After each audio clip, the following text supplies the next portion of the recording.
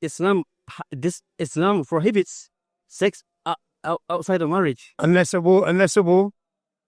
That's a whole different discussion and topic. But if a war, Muslims can take non-Muslim women as sexual slaves. Tommy Robinson thinks he's found the perfect formula. Find a Muslim, ask loaded questions, misquote Islamic texts, cite fake statistics, upload to YouTube, profit from the fear and division. What's your view as a British Muslim on State of Israel? In Jerusalem, he met a patient British imam who chose dialogue over debate. The conversation was civil, but Tommy's false claims went unchallenged. Today, we're breaking the formula. Every claim he made, we're fact-checking it. Every verse he twisted, we're providing context. Every statistic, we're showing the real data. The imam dealt with him respectfully. Now we'll deal with him factually. Let's begin. See, I wasn't expecting to hear that, because I didn't expect to hear many Muslims that would recognise the Israeli state. Tommy acts shocked that a Muslim would accept Israel's existence. Well, Tommy, for centuries Jews lived peacefully in Muslim lands. When Europe was massacring Jews during the Crusades, they fled to Muslim countries for safety. When Spain was oppressing Jews, the Sultan of the Ottomans literally sent ships to rescue Jews from the Spanish Inquisition. This isn't some woke revisionist history. This is documented fact. So why do many Muslims today have issues with Israel? It's not about Jews being there. They've been our neighbors for over 1,000 years. It's about specific modern realities. The Nakba, where 750,000 Palestinians were displaced from their homes.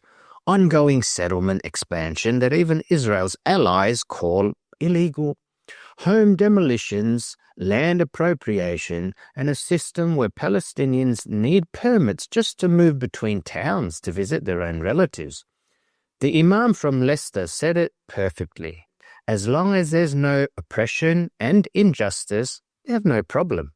As long as they live in peace together, as long as there's not this oppression and injustice taking place, then we have no problem. What would you say if you get throughout Muslim history, you'll see that when the Crusaders came, then Jewish people are expelled from Jerusalem. But when the Muslims ruled, then the Christians, Muslims, and Jewish people lived in peace and harmony, as long as they paid the jizya? Of course, as long as they pay the tax, which we live in Britain. As long as they were subjugated? No, as long as they live freely. Tommy brings up jizya about subjugation.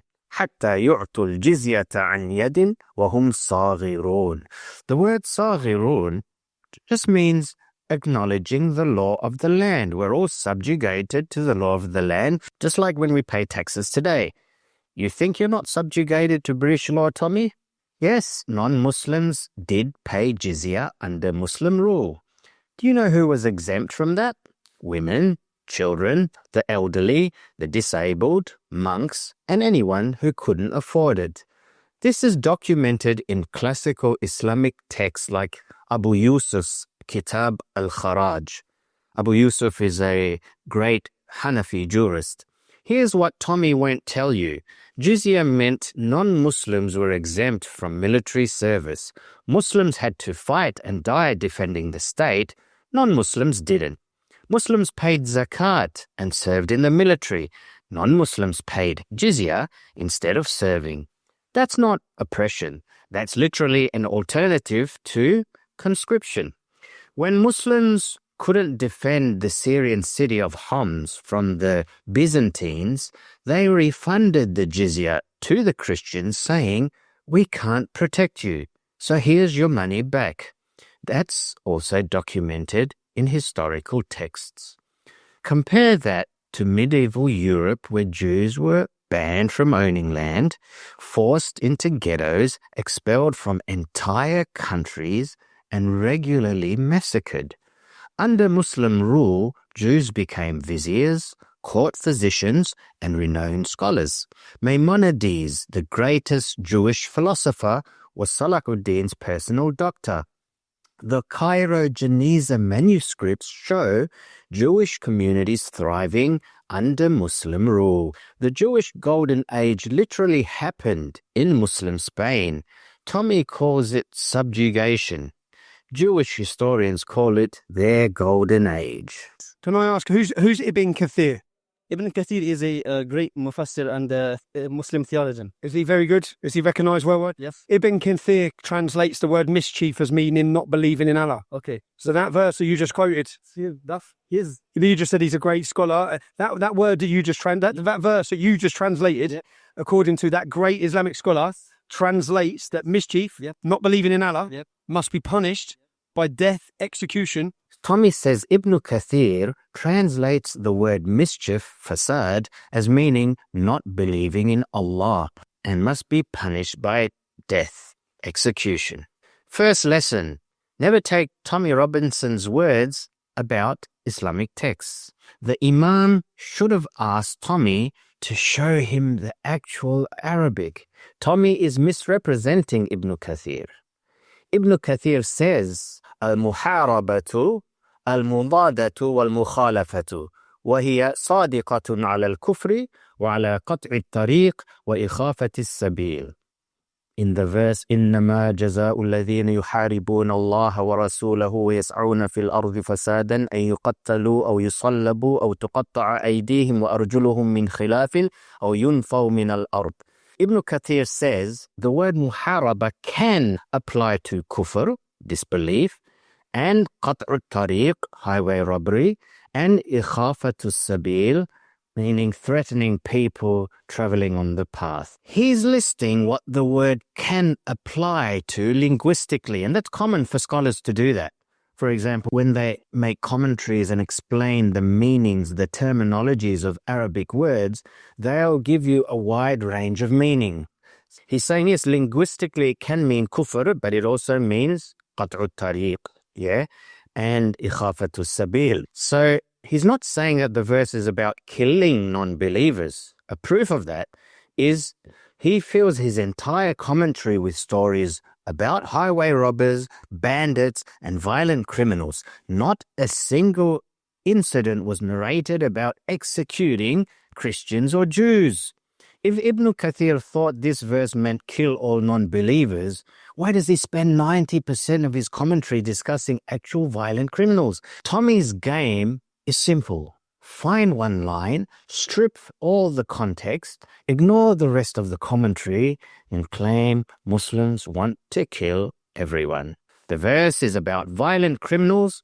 Ibn Kathir's commentary proves it, and 1400 years of Islamic history where millions of non-Muslims lived under Muslim rule confirms it. Let me ask you. So say, like, for example, in your perfect society, yours, forget Britain, what you would love to see for the whole world or your country or where you live, what should, in that nation, what would you put the legal age for sex as? Wasn't Muhammad perfect? Of course he was. So wouldn't it be about implementing the way Muhammad lived? He never preached this. He never commanded us to do this. The Quran clearly says the marry women, that there's no age restriction, there's no limit. It's based on the norm and culture of that society. So Tommy, as expected, brings up or refers to Aishah's marriage, radiyallahu ta'ala anha. Islam prohibits sex outside of marriage. Unless a war. That's a whole different discussion and topic. But if at war, Muslims can take non-Muslim women as sexual slaves? And he also talks about slavery in Islam, particularly sex slavery.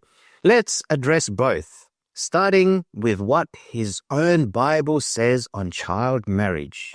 Tommy, have a look in Numbers 31, verses 17 to 18. Moses commands, kill every woman who has slept with a man, but save for yourselves every girl who has never slept with a man. Save the virgin girls for yourselves. How old were these girls, Tommy? The Hebrew word is taf. It means little children. Also, Mary, the mother of Jesus, was likely 12 to 14 when she married Joseph, who was in his 90s according to Christian tradition.